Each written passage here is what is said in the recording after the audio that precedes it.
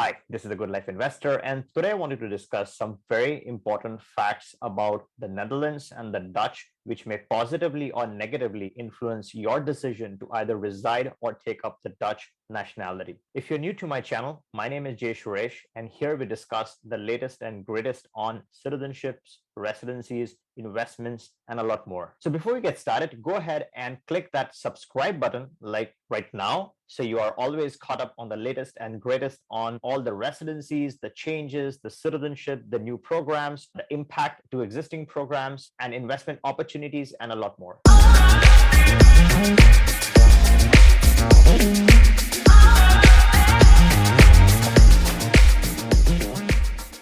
The Dutch is made up of 4 key territories. You have Aruba, Curaçao, Saint Maarten, and the Netherlands. So one of the biggest facts some of you are aware of, and a lot of you aren't aware of, that prostitution is legal. In fact, operating a brothel is also legal in the Netherlands. Now, in the Netherlands, the female population is actually higher than the male population. So this may be an advantage for the males, but if you're a female, you better carry your man with you, because you might just find it hard to find single males in the territory. So those were some of the positives or negatives based on the way you look at it. And now let's just focus on the pure positives. The Dutch passport is the biggest positive about the Dutch territory. It has access to 186 countries, and in my opinion, it is the strongest passport that you can actually get.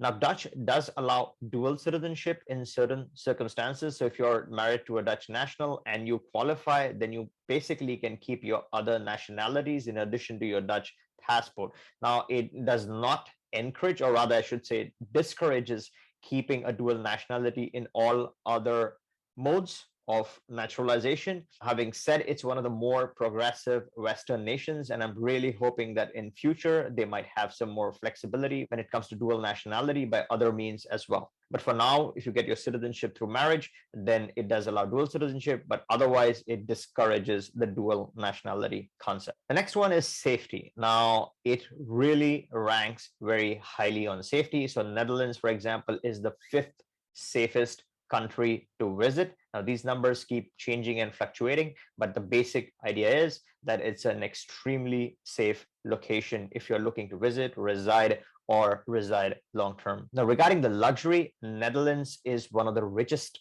country in the European Union. So you can't get better than this. You have a safe, convenient location with one of the strongest passports you can ever get your hands on, and it is one of the richest countries in the EU. So it's not Europe, it's within the EU as well. Now, I hope you get the advantages and disadvantages of the Dutch option. Now, how do you get your hands on one of these documents? So there's a direct route to the Netherlands Golden Visa. It's more than $1 million. I'm not going to cover that because it's out of reach of a lot of people and it has some tax consequences, but there's an indirect route to direct Dutch citizenship, and that's through the Curaçao Investor Program. Curaçao ranks one of the highest in the world when it comes to the female to male ratio, meaning higher number of females than males. It's at more than 54%, which again, as I said, ranks one of the highest in the world. Now, I have a separate video which has the detailed steps on this program, so you can check that one right here.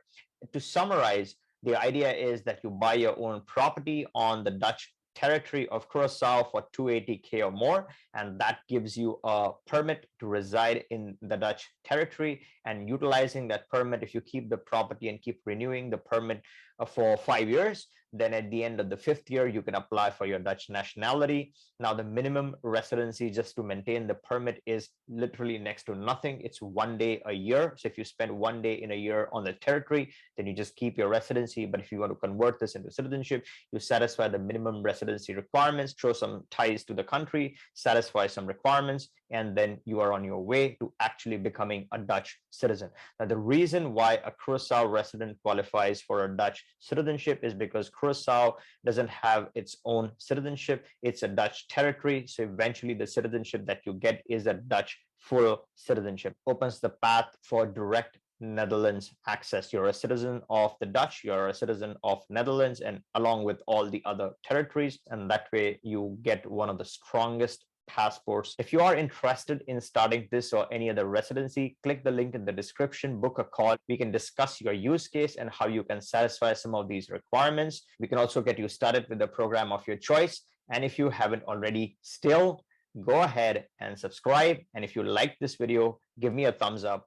And until next time, you take care and goodbye.